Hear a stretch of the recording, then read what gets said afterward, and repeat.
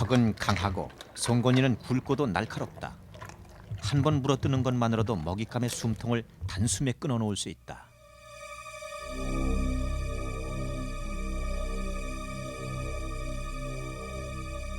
웬만한 짐승은 번갯불처럼 형형한 그 눈빛만 봐도 저항할 의지를 잃어버린다.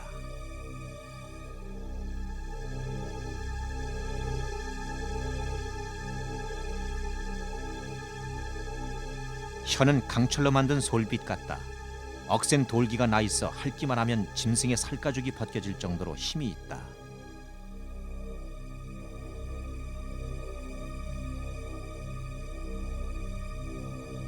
귀는 작다. 하나 꼿꼿하게 서 있던 귀가 뒤통수 쪽으로 납작 붙으면 그것이 곧 공격 신호다.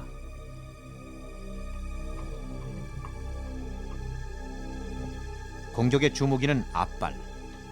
단일격의 황소의 등뼈를 으스러뜨릴 만큼 위력 있는 앞발에는 공격하는 그 순간 10cm나 되는 크고 날카로운 발톱이 튀어나온다.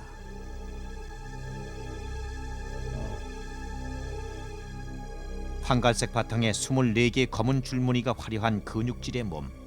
그 몸집은 소만큼 크다. 어깨 높이 1m, 머리에서 꼬리까지 몸 길이 평균 3m. 이 아름답고도 거대한 맹수가 시베리아종 호랑이다. 아시아에 있는 8개 종의 호랑이 가운데서도 가장 크고 힘이 센 호랑이종. 바로 한국 호랑이의 모습인 것이다.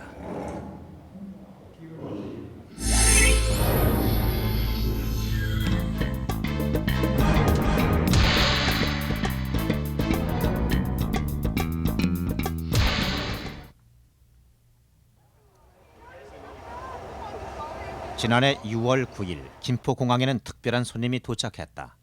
호랑이 한 쌍이 그 주인공이었다. 김영삼 대통령의 중국 방문 기념 선물로 중국 정부가 기증한 것이었다. 지금은 광릉 수목원의 쾌적한 숲속으로 옮겨진 이 호랑이들은 근 한 달여를 두고 연일 온 나라 안에 들끓는 관심의 표적이 됐다. 우리나라 동물원에 호랑이가 없어서가 아니었다. 비록 사육된 지 3, 4대째 후손이긴 하나 이 한 쌍이 백두산 호랑이의 혈통을 받았다는 바로 그 점 때문이었다.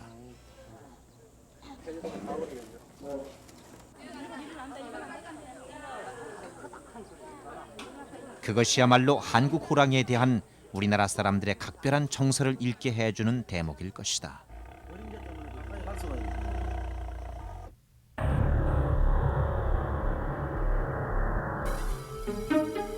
우리에게 호랑이는 두려우면서도 친근한 존재였다. 우리나라는 호랑이의 나라였다. 국토의 70%가 산지인 이 땅에는 일찍부터 호랑이가 득실거렸던 것이다. 고려시대에는 지금의 서울인 한산군에서 고을원님이 3차례나 호랑이에게 물려갔으며 구중궁궐의 왕조차도 겨울에는 호랑이 울음소리에 잠을 이룰 수 없었다는 기록이 전해진다. 조선시대에 들어서도 사정은 마찬가지였다. 호랑이들은 궁궐의 담을 뛰어넘고 마을을 침범했으며 호랑이 출몰 기록은 끊이지 않았다.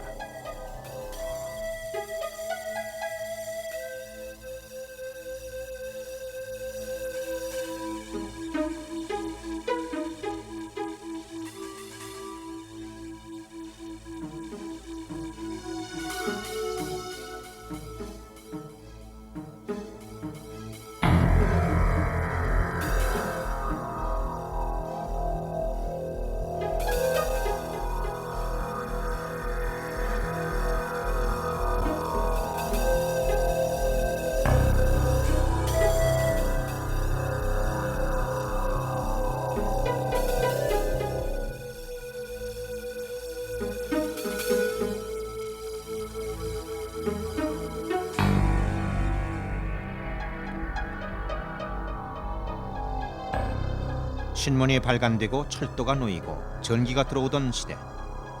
1920년대까지만 해도 호랑이들은 우리에게 낯설지 않은 존재였다. 그 무렵까지도 호랑이는 여전히 그렇게 우리 가까이서 돌아다니고 있었던 것이다.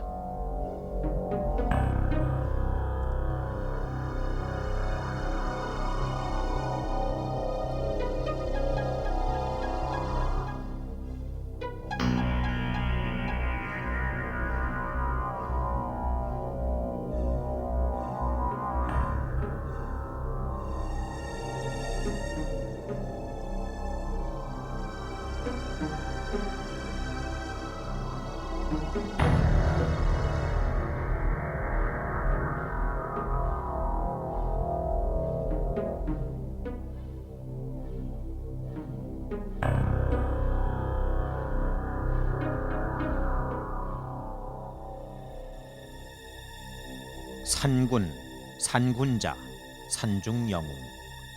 우리는 호랑이를 그런 이름으로 높여 불렀다. 사람도 호랑이의 기상을 담고자 원했다. 천지간에 당할 것이 없는 호랑이의 위력을 그 오랜 세월 동안 몸으로 체험하며 살아왔기 때문이었다. 위력이 공포를 낳고 공포가 외경심을 낳았다.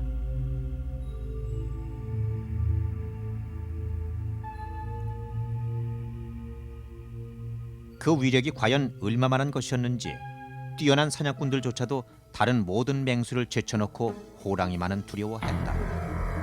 일제시대 만주와 한국의 산악지대에서 이름을 드날렸던 명사냥꾼들, 그들의 체험담은 이러하다.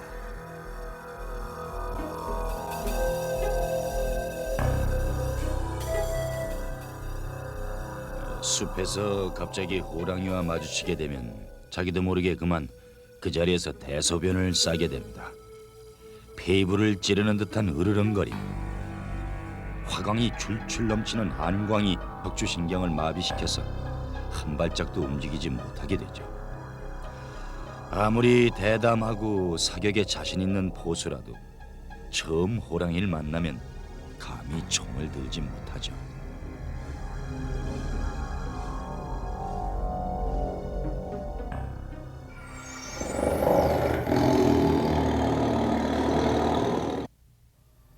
호랑이가 특히 무서운 점은 다른 어떤 맹수에게도 없는 강한 복수심을 가지고 있다는 것입니다. 사자나 표범 따위는 한 마리가 공격당하면 주위의 다른 놈들은 모두 달아나게 마련입니다. 그러나 호랑이만은 남아있는 동료나 배필이 반드시 복수를 합니다. 놈은 어딘가 숨어있다가 불시에 그 사냥꾼을 기습합니다.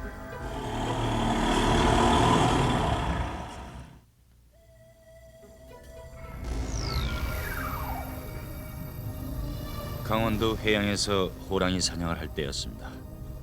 호랑이를 발견하고 엽사가 총을 쏘는 순간 누런 빛깔이 봤죠. 그러자 엽사의 몸뚱아리가 질풍을 만난 종이 조각처럼 날았는데 그 몸이 땅에 떨어지기도 전에 호랑이는 엽사의 잔등을 받아물고 두세 번 흔들어 팽개쳤어요. 호랑이의 일격에 엽사의 어깨, 가슴, 허리뼈는 모두 부서져 버리고 겨우 피부 한 껍질만 남아있을 뿐이었습니다.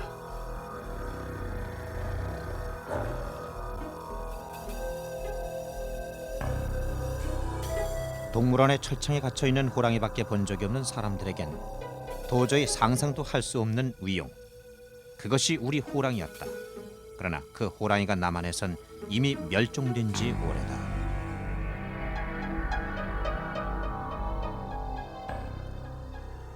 멸종의 결정적 계기를 제공한 것은 일제였다.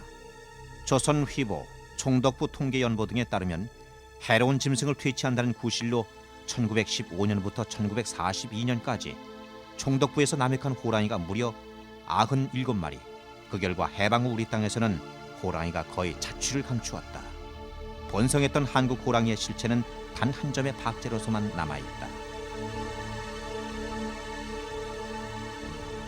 신화적 존재였던 한국 호랑이의 모습, 그것은 이제 현실이 아니라 낡은 박제나 사진이나 잊혀져가는 옛날 얘기 속에서나 찾아볼 수 있을 뿐이다. 그리고 이것은 우리나라 얘기만이 아니다. 전 세계적으로도 호랑이는 이미 희귀동물이 돼 있다. 19세기 말까지만 해도 아시아 전역에 10만 마리 이상 서식하고 있던 호랑이는 오늘날 95%가 죽었다. 삼림의 개발과 남획으로 3개종이 멸종했고 남은 5개종을 통틀어도 야생 호랑이의 수는 7천 마리를 넘지 않는다.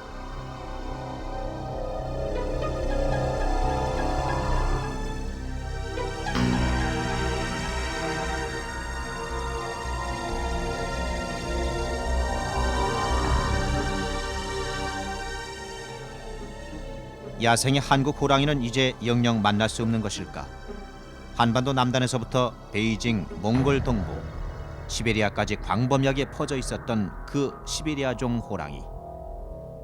오늘날에는 러시아의 남동부 지역을 중심한 중국과 북한의 일부 지역에만 겨우 200마리 미만이 남아있다. 한국 호랑이의 원형을 만나려면 이제 우리는 러시아까지 가야 한다.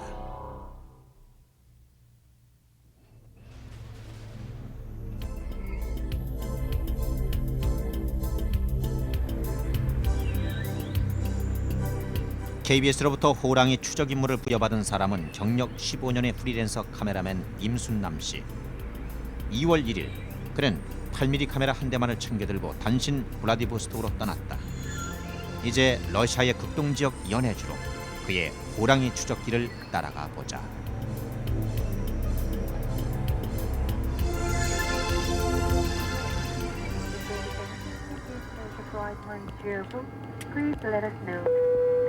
마침내 왔다.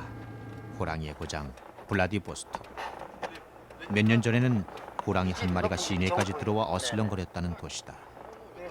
그놈은 전차에 올라타려다가 결국 사살되었다지만 여기밖에 먹을 거 없어요.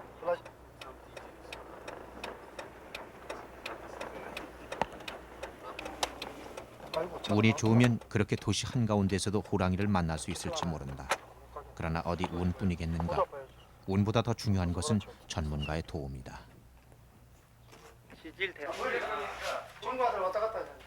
러시아 과학원 극동지부에서 드미트리 티코노프 박사를 만날 수 있었던 것이 바로 나의 운이었다.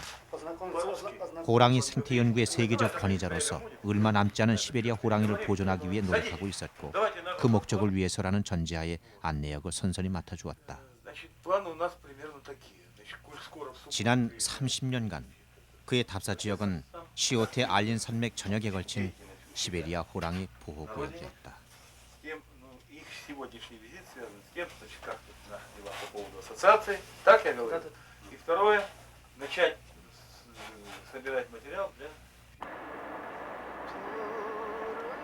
박사가 산행 준비 작업을 하는 동안 나는 우수리 지방으로 이동했다.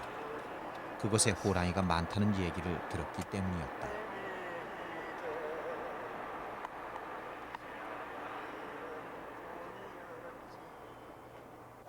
(2월 3일) 우수리스크. 블라디보스톡으로부터 북쪽 80km. 우수리 지방의 정청 소재지다.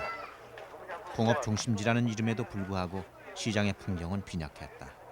중고기계 부품들이 중요한 상품으로 진열되어 있고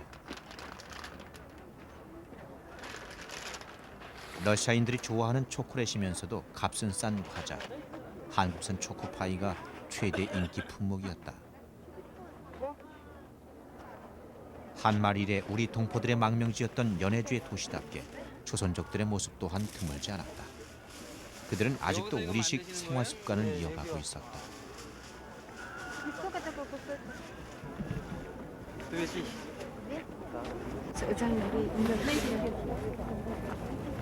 매일 여기서 나와서 파세요?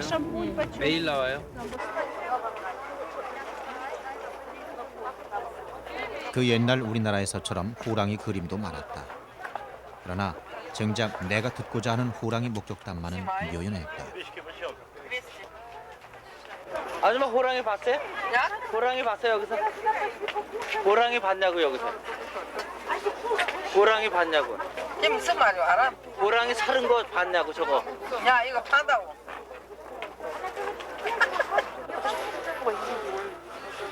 모피가 흔한 땅.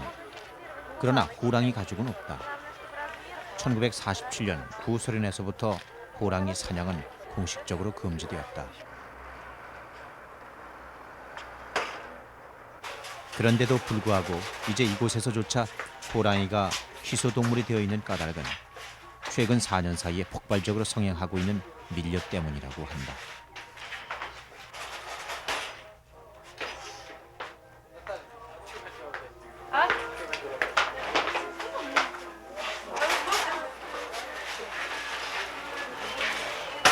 소련이 개방되면서 시장 경제 원리를 재빨리 터득한 현지인들이 호랑이의 경제적 가치를 재발견한 것이다.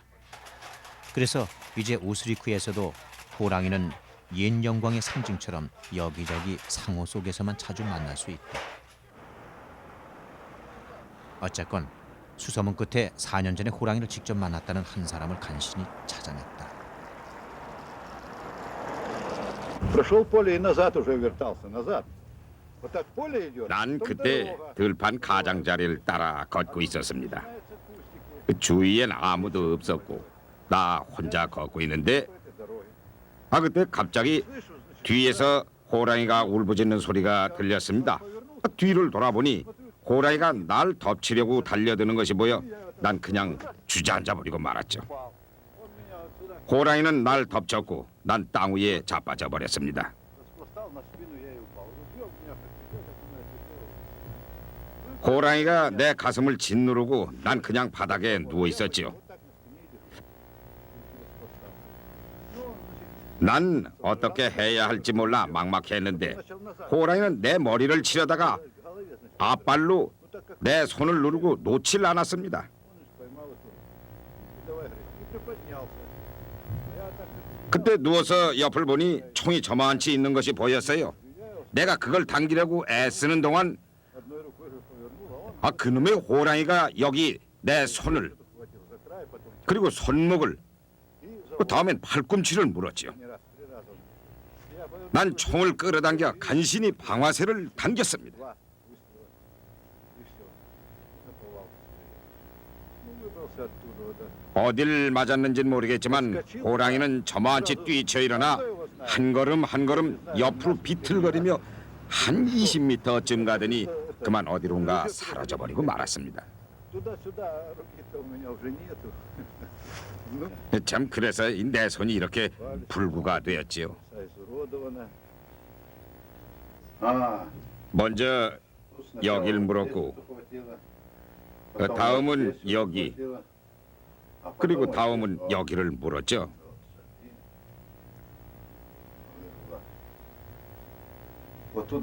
여기 뼈가 2개가 있는데 첫 번째입니다.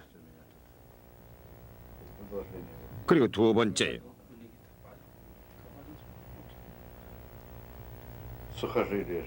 이 2번째는 죽은 뼈예요.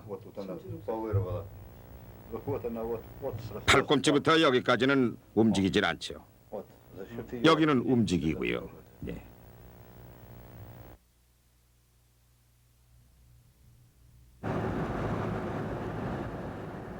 호랑이는 무섭다. 호랑이를 만난다는 것이 기대한 대로 행운이 되기만 할 것인가.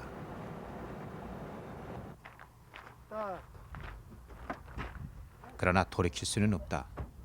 2월 5일 출발을 약속한 날이다. 블라디보스톡과 우수리스크의 중간 지점 라지도리나야에서 피코노프 박사를 만났다.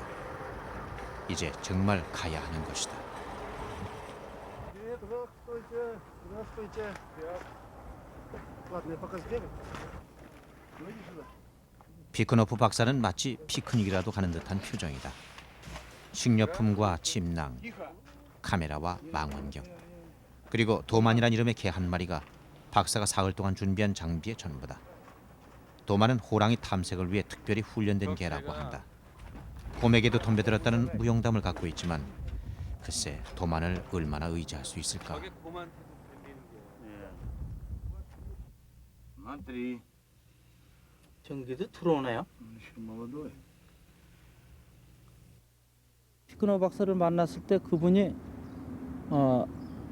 총을 안 가져 나왔더라고요. 난 총을 가져가기로 약속이 돼 있었거든요. 원래는 산에 갈 때. 근데 총도 없고 호신 오는 사람들도 없고 운전소고 통역관 하나 오고 그 박사만 나왔는데 총이 어딨냐 나도 하나 여기다 가져가야겠다 그랬더니 총 필요 없이 그냥 출발하자 그래서 난 가기가 싫어진 거죠. 이렇게 한 게 아니다. 난 서울서 약속이 총 가지고 안전하게 들어가기로 했지 않느냐. 그때 이 호랑이는 절대로 안 덤비니까 그냥 따라와라. 근데 통역관도 잠깐 가길 싫어해요. 그래서 이제 그 산에 들어가서 도착을 했습니다. 그 지역에 아주 그 차에서 내리기가 싫어요. 아침 10시 고물트럭 한 대로 우리는 출발했다. 호랑이들에게로 가는 것이다. 박사가 목표지로 잡은 곳은 중국과 북한의 국경에 인접한 핫산 부근 호랑이 보호구역.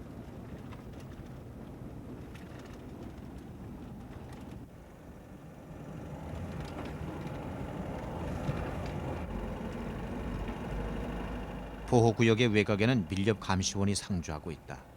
그럼에도 불구하고 시베리아 호랑이는 최근 해마다 50마리 이상이 줄어들고 있다.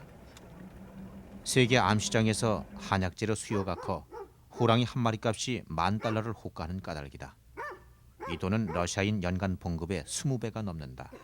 그러니 몇 명의 밀렵 감시원만으론 시베리아 호랑이의 멸종을 막을 수 없을지 모른다.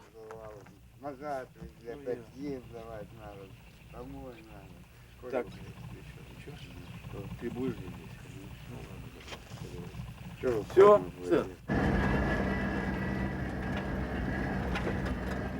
고속도로처럼 뻗어있는 눈길은 실은 길이 아니라 얼어붙은 엘두강이다. 핫산 지방을 흐르는 엘두강을 따라 수왕산 쪽으로 올라간다. 한국에서는 백두산 호랑이, 중국에서는 동북호, 러시아에서는 아무르 호랑이라고 불리는 호랑이. 바로 그 시베리아 호랑이가 아직은 이 수왕산 일대에 살고 있다.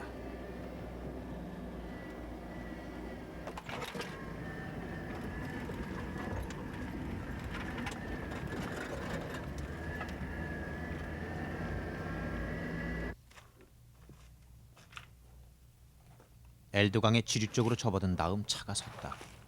더 이상 올라가면 식수를 구할 수 없다. 여기서 물을 떠가야 한다.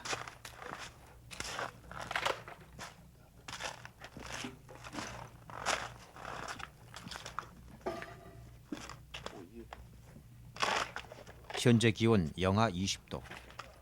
그러나 급하게 흐르는 계곡의 작은 물줄기는 얼지 않았다. 무공의 청정수다. 하나 섬뜩하게도 이 물을 마시는 것은 우리만이 아닐 것이다. 사냥한 고기를 실컷 뜯고 난 다음엔 냇물에 피 묻은 입을 씻는 것이 호랑이의 습성이라고 읽었다.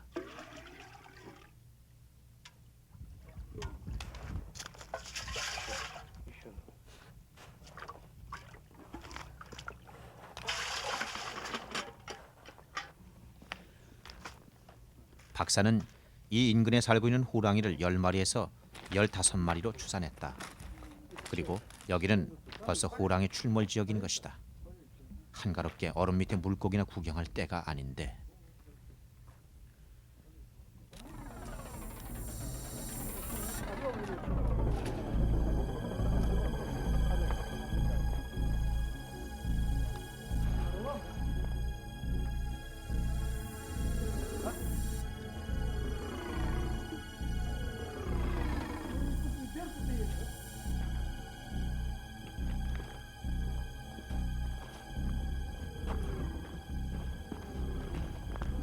통역관 이 선생이 나를 앞질러 피코노프 박사 곁에 붙었다. 등 뒤가 불안하다. 카메라를 메고서는 뒤를 돌아볼 재주가 없다. 그래서 이 선생에게 특별히 뒤를 봐달라고 부탁했는데 부탁은 여지없이 묵살당했다. 호랑이가 공격할 때는 반드시 등 뒤에서 덮친다는 것. 그 사실을 그 역시 알고 있는 것이다.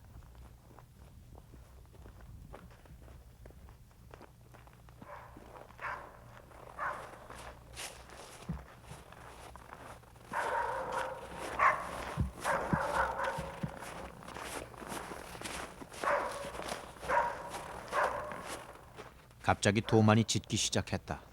무엇을 본 것일까? 박사는 걱정 말고 따라오라고만 한다. 정상적인 호랑이는 절대로 사람을 공격하지 않는다는 얘기다. 그러나 늙었거나 부상당했거나 사람에게 해를 입었던 호랑이는 예외다.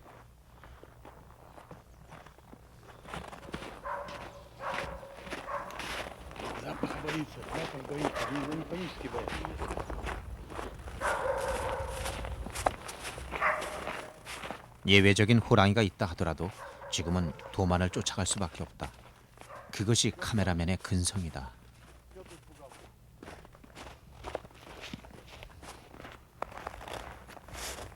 짐승의 발자국이 나타났다. 도만이 쫓은 것은 호랑이가 아니었다.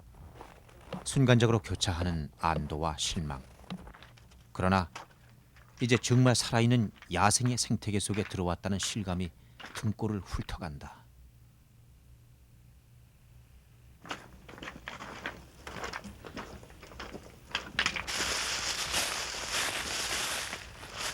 피코노프 박사는 30년 동안 호랑이의 흔적을 쫓아다닌 동물학자다.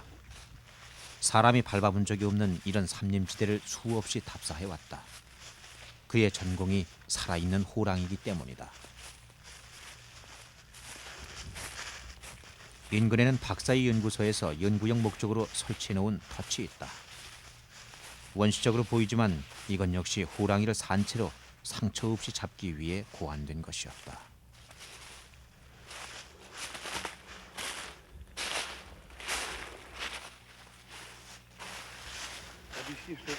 이건 호랑이 같은 것을 잡으려고 만들어 놓은 겁니다.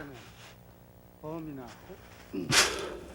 호범 잡으려고 이렇게 만들어. 저기 보이는 저것에 짐승들이 흥미를 가지고 이 주위를 돌다가 들어가게 되죠. 저걸 건드리면 이 문이 내려와서 닫히게 됩니다.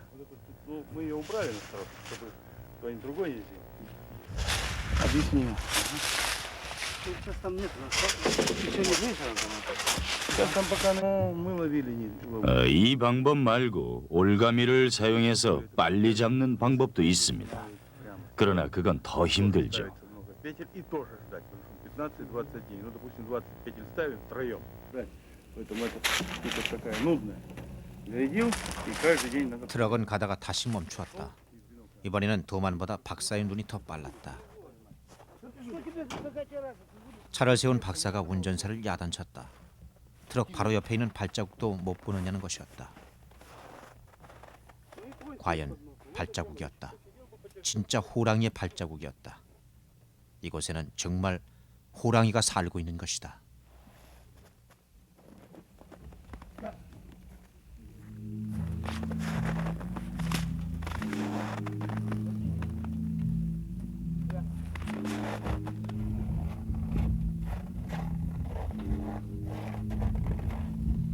Вот примерно так. А для чего палкой? Потому что это удобно. Раз и положил в карман.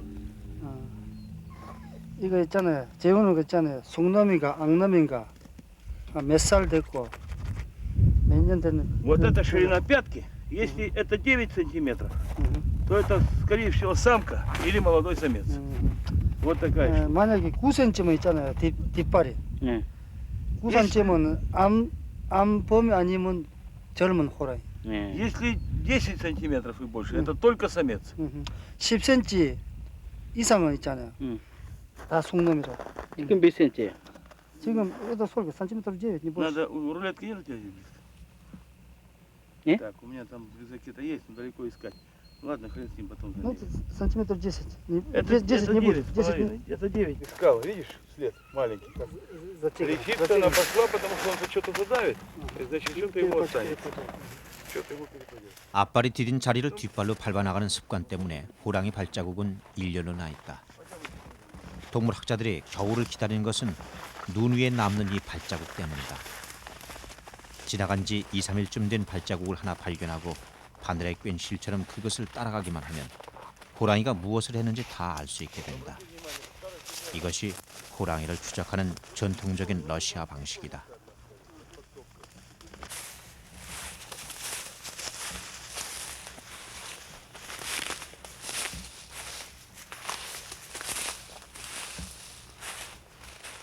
그러나 우리가 발견한 발자국은 너무 오래된 것이었다. 일주일이나 열흘 이상 된 발자국은 다른 동물들이 짓밟고 지나가거나 기상의 변화로 금방 흔적을 잃기 마련이다.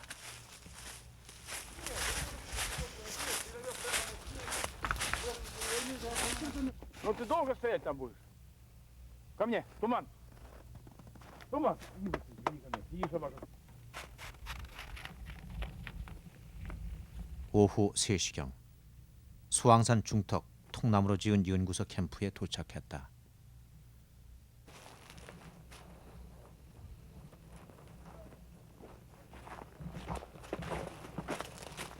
여기서부터는 더 이상 차가 갈 수 없는 곳이다. 운전수가 돌아가고 나면 이 거칠고 황량한 통나무 집에는 박사와 나, 통역관 세 사람만이 남을 것이다.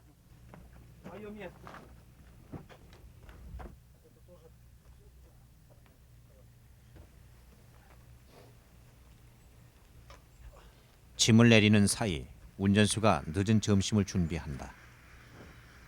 트럭에 적재칸에 굴뚝을 달아 모양은 좀 우습지만 차 안에 벽난로를 설치한 그 덕분에 춥지는 않았다. 이 이상한 러시아식 트럭도 떠나고 나면 아쉬운 문명의 모습으로 기억될 것 같다.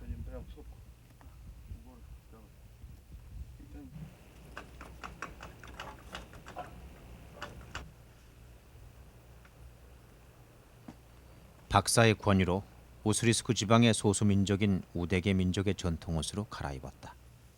이 옷은 순면이라 땀의 흡수나 보온성이 좋을 뿐 아니라 나무 덤불 같은 데 스쳐도 소리가 나지 않아 야생동물의 추적에는 안성맞춤이라 한다. 박사에게는 이것이 이를테면 전투복인 셈이다. 식사가 끝나고 나면 본격적으로 작전을 개시하겠다는 뜻인 것이다.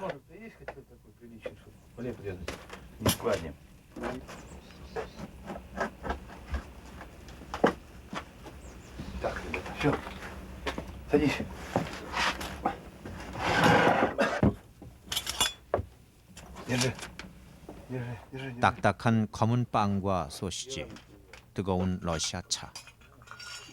그러나 긴장한 탓인지 음식이 도저히 넘어갈 것 같지가 않다. 헌데도 신기한 것은 식욕이 없는 것은 나 한 사람뿐인 듯하다.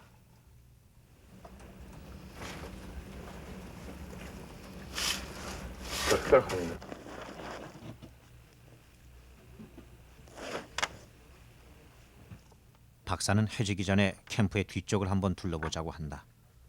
그런데 박사의 말을 통역해 주어야 할 이 선생이 나오지 않는다. 안 간다는 것이다. 생명수당 받는 것도 아닌데 산에는 절대 못 간다. 그것이었다. 걔는 어디 갔어요?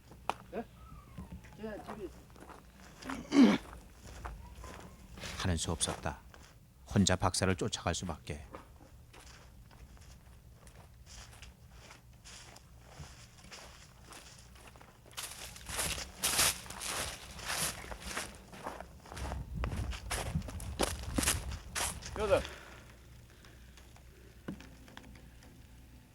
박사가 환약처럼 소복히 쏟아놓은 사슴똥을 발견했다.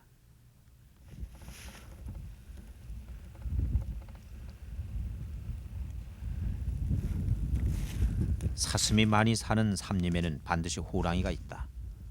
생태계는 먹이 사슬로 연결되어 있기 때문이다. 호랑이들이 제일 좋아하는 먹이는 멧돼지지만 사슴도 썩 괜찮은 성찬인 것이다. 아니나 다를까 부근을 면밀히 관찰하던 박사가 또 무엇인가를 찾아내서 부른다.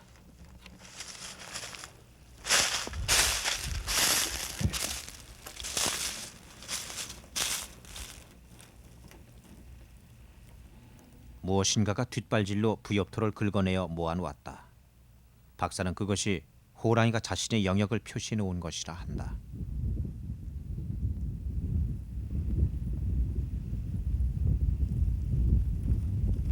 이 지역의 수림대는 온대림의 북방 한계선에 속한다. 수왕산의 숲은 우리나라 강원도 북부에서 흔히 볼 수 있는 잣나무, 전나무, 너도밤나무 따위의 잡종 화렵수림으로 이루어져 있다.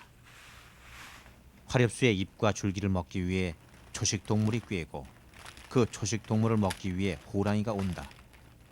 숲은 그 모든 동식물의 움직임이 가득 쓰여진 거대한 책과 같다.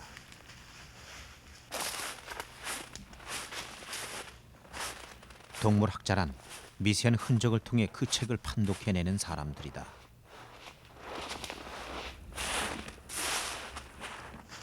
박사는 이 쓰러진 나무를 이렇게 읽었다.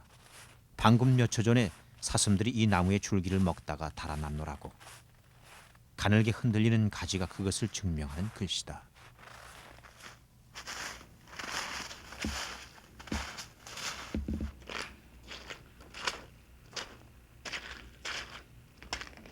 인정미답의 자연림 속에서 보통의 사람들은 문맹과 같다. 모르는 것은 무섭다. 한 번도 실체를 보지 못한 야생 시베리아 호랑이가 무섭다. 솔직히 무서워서 밤에는 통나무집 밖을 나갈 수조차 없다.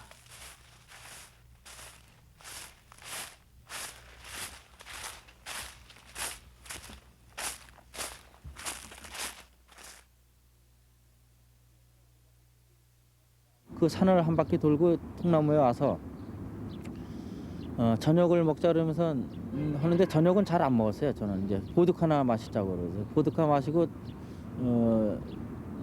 식사를 다 했다 그래서 이제 두루누는 침낭에 들어가서 가만히 있는데 내가 여길 뭘로 왔나 괜히 왔나 이런 긴박한 상태도 모르고 내가 여길 뭘로 왔나 그거에 잠을 이룰 수가 없었습니다. 내일은 또 거기 가면은 진짜 많은 곳이라는데 거기서는 진짜 나타날 수도 있는데 내일은 괜찮을까?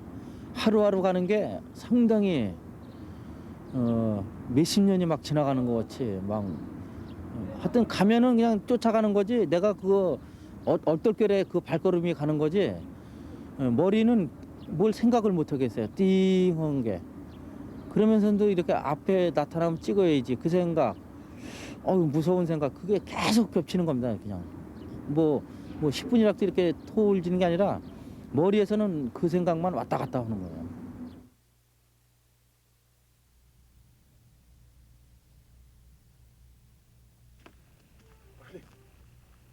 오늘은 수왕산의 서쪽 사면을 훑어보기로 했다. 따라 나서지 않겠다던 통역관 이 선생의 고집은 $100짜리 지폐 몇 장에 무너졌다. 오랜만에 통나무집에 온 식구가 출동하게 됐다.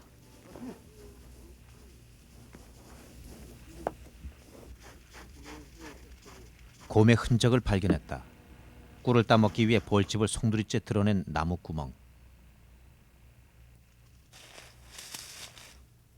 곰의 말라붙은 배설물에는 소화되지 않은 도토리 깍지가 그대로 박혀 있다.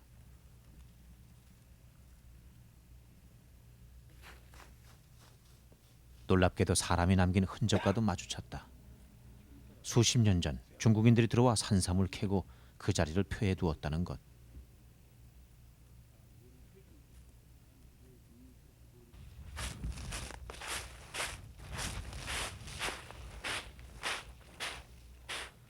사람들의 손길이 닿지 않는 천여림에는 나무들이 저절로 자라고 저절로 쓰러진다.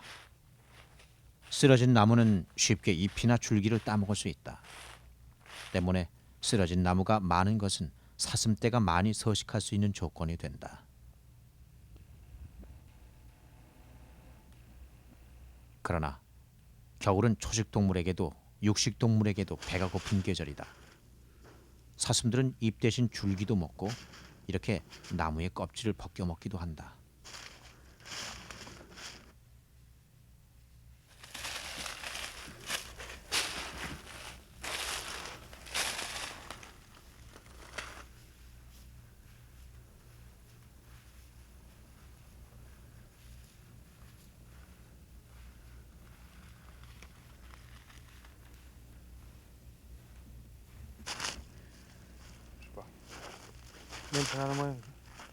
벼랑간 도만이 격렬하게 몸을 뒹군다. 맹수가 짐승을 잡아먹은 자리에서 이런 반응을 보인다는 설명. 위협을 느낀다는 증거다. 위협을 느낀 것은 도만만이 아닌 것 같다. 내 뒤에 있던 이 선생이 어느새 또 나를 앞질러 박사 곁을 따른다.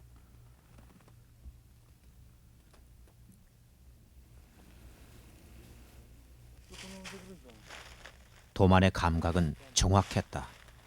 얼마 못 가 사냥의 흔적이 나타났다. 호랑이다. 호랑이는 목표물이 눈치채지 못하게 바람을 등지고 소리 없이 뱀처럼 포복해 왔을 것이다. 그리고 사냥감의 20-30m 앞에서 초속 20m의 번개 같은 속도로 뛰어 그것을 덮쳤을 것이다.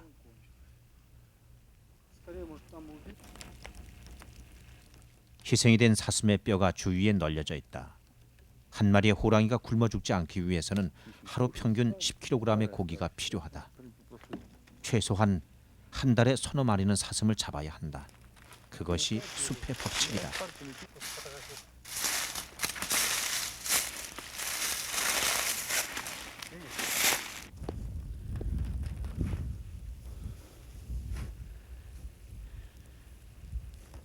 호랑이는 10m 높이에서 뛰어내릴 수도 있고 단번에 5m를 도약할 수도 있다. 시베리아 호랑이의 힘은 너무나 세서 자기 몸무게의 2배가 되는 포획물을 끌고 갈 수도 있고 100kg짜리의 먹이를 입에 물고 뛰어오를 수도 있다. 끊어. 끊어. 내가 제발 부딪히는 일이 없기를 바라고 있는 큰 곰조차 호랑이에게는 사냥감 목록에 들어있는 먹이일 뿐이다.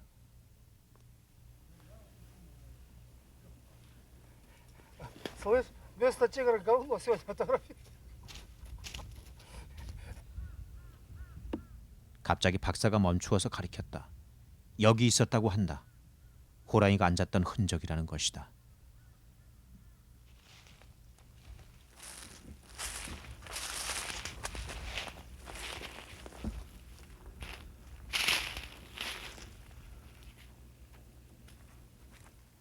발견하기는 그곳에서 나를 보고 있다 그러잖아요. 거기 중간 산떡 같은 데서 내가 오면은 조그만 동굴만 있으면 자기가 엎드리면 우리 눈으로는 안 보이고 그놈은 이제 그 호랑이는 우리 가는 거를 주시해서 계속 본답니다. 근데 우리가 보면은 그걸 찍을 수 있는 거고 못 보면은 그놈이 보고 있답니다. 그러니까 상당히 그 먼저 발견하기가 굉장히 힘든 거죠. 누군가 은밀히 나를 보고 있다는 것은 기분 좋은 일이 아니다. 더욱이 그것이 호랑이라면 말이다. И караулят оленей, которые переходят из одного бассейна в другой. 보통 봄들 있잖아요. 이렇게 된 게. 여기. 숲에는 무수한 동물들의 길이 있다. 사슴처럼 무리지어 다니는 것들이 자주 오가다 보면 그 이동로에는 이처럼 뚜렷한 진짜 길이 생기게 된다. 한 5월달에 된다는 있잖아요. 있을 때 되게 많이 된 게 저기 이렇게 넘겨다닐 때 봄들 이렇게 숨어서 있잖아요. 단독 생활을 즐기는 호랑이는 눈에 띄는 길을 남기지 않는다. 추적자가 있다는 것을 눈치채면 바위 위로 이동해 발자국을 숨기는 지혜도 지녔다 한다.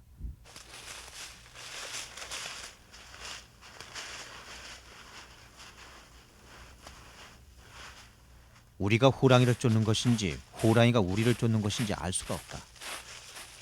아침 7시에 출발해서 한나절을 걸었으니 어지간히 지치기도 했다. 산마루를 넘기 전에 점심을 먹고 잠시 쉬기로 했다.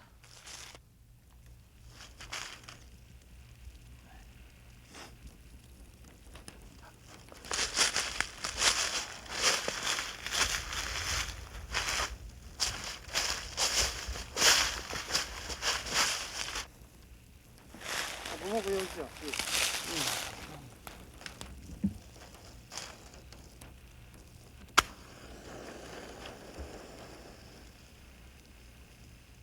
가랑잎을 모아 불을 피우는 박사의 솜씨가 일품이다.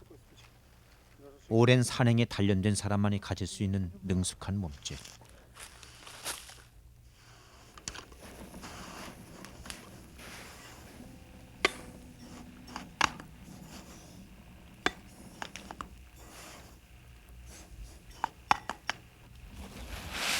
Нет, это. А смысл для стойки что-то хочешь, да? 순식간에 모닥불이 기세 좋게 타오른다. 야전용 반합 속에 담긴 눈이 녹아서 끓을 때까지 꽁꽁 얼어붙은 빵도 불가에 놓아 녹인다. 담배 한 대 피면서 박사에게 물었다. 갑자기 가까운 거리에서 호랑이와 마주치면 어떻게 해야 안전할 것인가? 점심시간을 이용한 박사의 호랑이학 강의는 이렇다.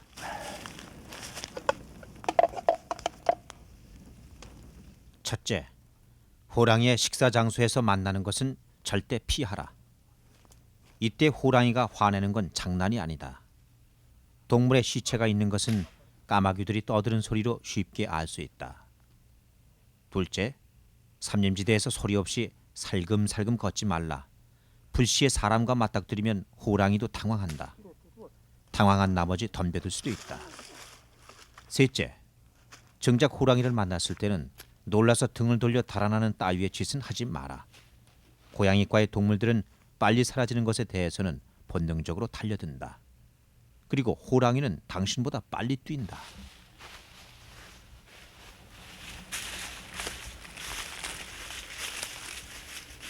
그래서 박사는 안전하게 서서히 먼 거리에서 호랑이를 볼 수 있도록 우리를 안내해줄 흔적을 찾고 있다.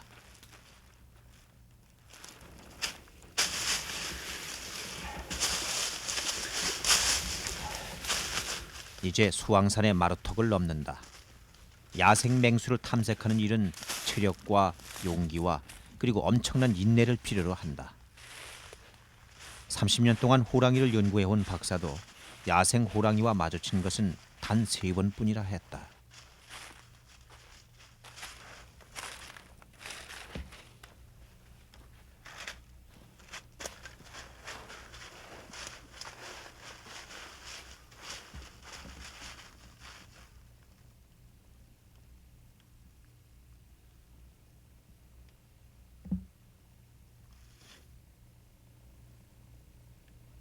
그런데 도만이 꼬리를 내렸다.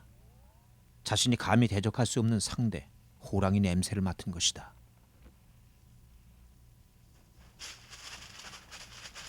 허나 꼬리는 다시 올라갔다. 안심해도 좋다는 것일까?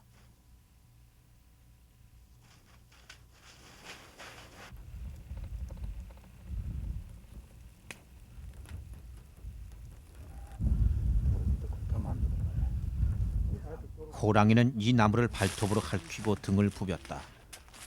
독특한 채취로 자신의 영역을 표해 놓은 것이다. 나무에는 한 오리의 긴 호랑이 털이 붙어 있었다. А возможно, этот самый хищник. Сейчас на гору поднимемся, будем слушать.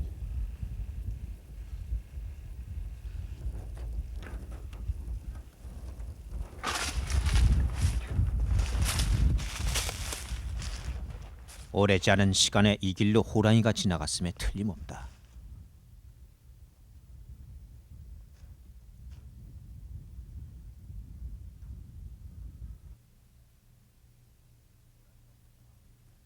호랑이가 사냥을 위해 이동할 때는 좌우 양사면이 잘 보이는 산마루를 좋아한다. 수왕산 호랑이들은 주로 이 등성이를 동서로 넘나드는 것으로 알려져 있다.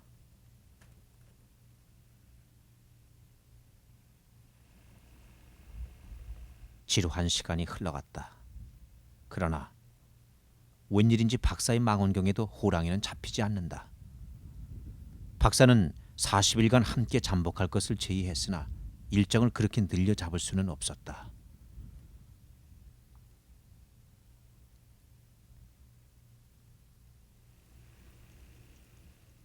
우리는 전통적인 러시아 방식의 추적을 단념했다. 하는 수 없이 미국식 전파 추적법을 써보기로 했다. 몇 년 전 러시아 미국 합동연구팀은 이 지역에서 호랑이와 표범 각 한 마리씩의 전파 발신 장치를 달아 놓아주었다.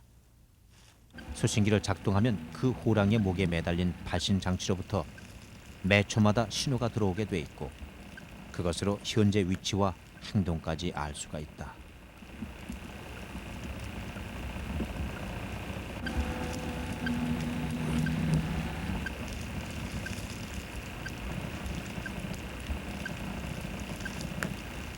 호랑이의 위치가 파악되었다.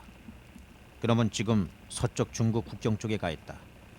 하나 국경지대에는 접근이 불가능하다. 기다리느냐 포기하느냐 결국 그 문제가 남았다. 박사는 다른 지역으로 이동할 것을 제안했다. 2월 8일 좀 더 많은 가능성을 찾아서 우리는 하산했다. 밤 들판에는 들불이 끝없이 번져가고 있었다.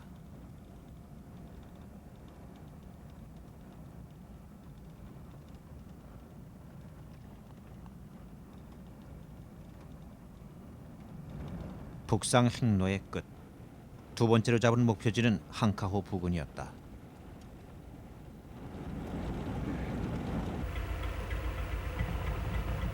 추위는 더 심해졌다. 도로까지 꽁꽁 얼어붙어 여기서는 길에서도 스케이트를 신고 다니고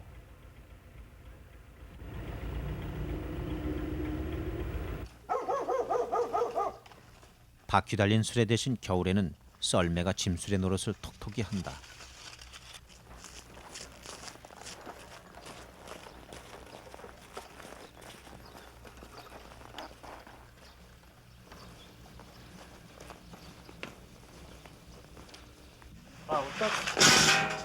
О, и вот того, как раз.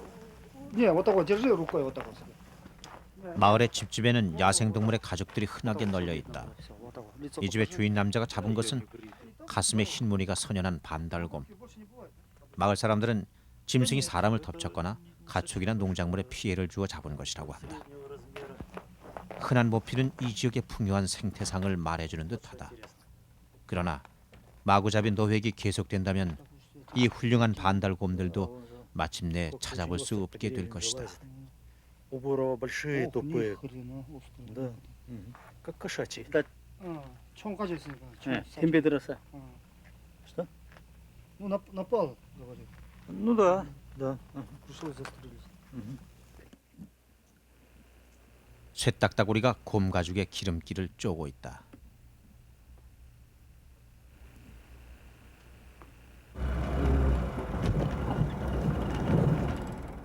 항카호는 유명한 철새 보호 구역이다.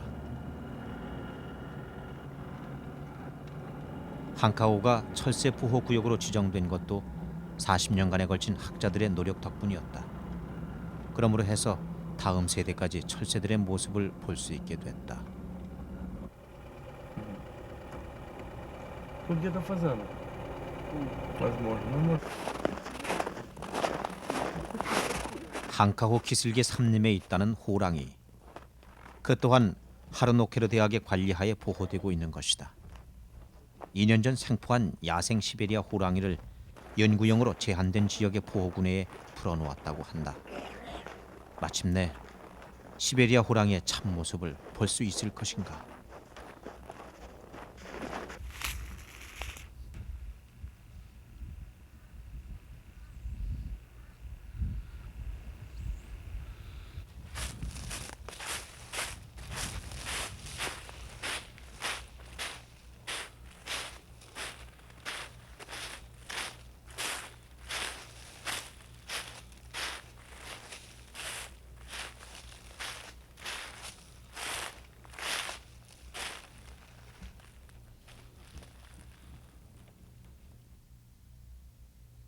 무엇인가가 눈앞을 스쳐갔다.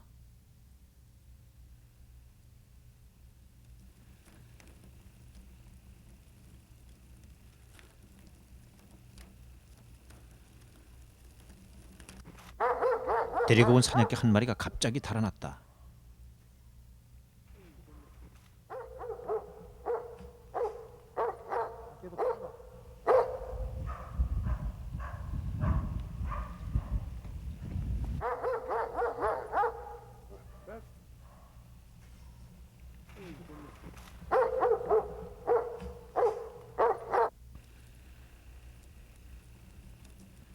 순식간의 일이었다.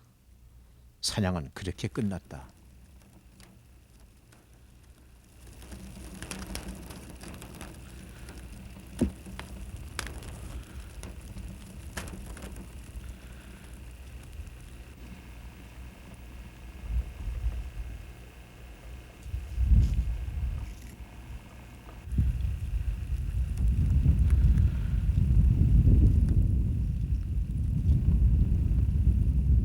나무 사이로 호화로운 줄무늬가 또 하나 나타난다.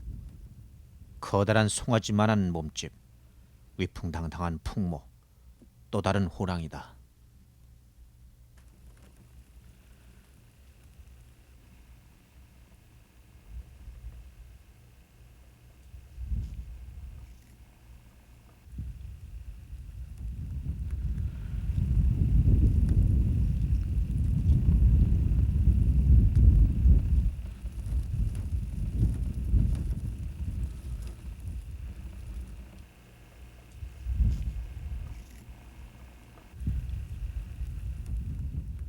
전방 70m.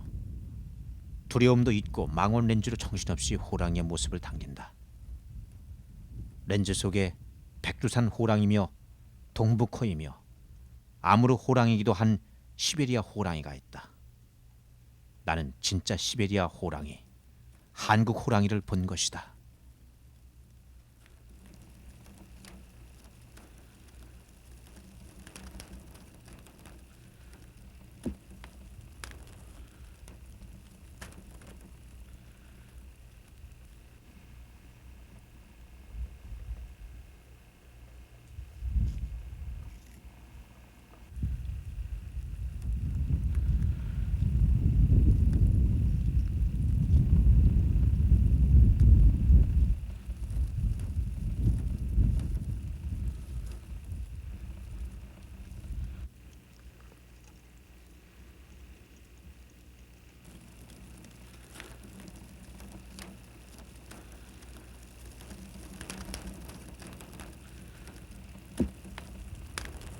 Амурский тигр. 아무르 호랑이. Амурский тигр.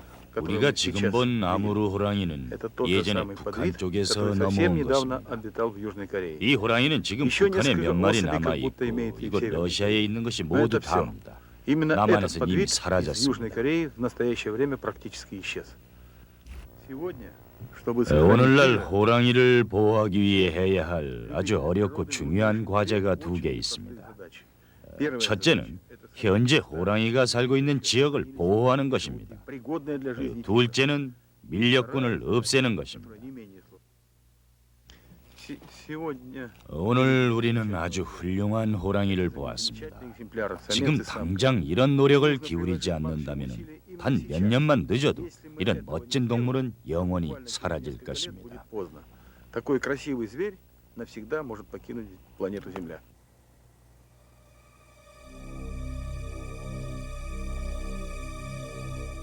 시베리아 호랑이의 멸종을 재촉하는 또 다른 이유는 생태학적 고립이다. 약 1만 년 전, 시베리아 호랑이들은 아시아의 동북 지역으로부터 중국을 지나 인도, 말레이 반도의 더운 지방까지 퍼져나갔다. 호랑이들에겐 정치적 국경이란 없었다.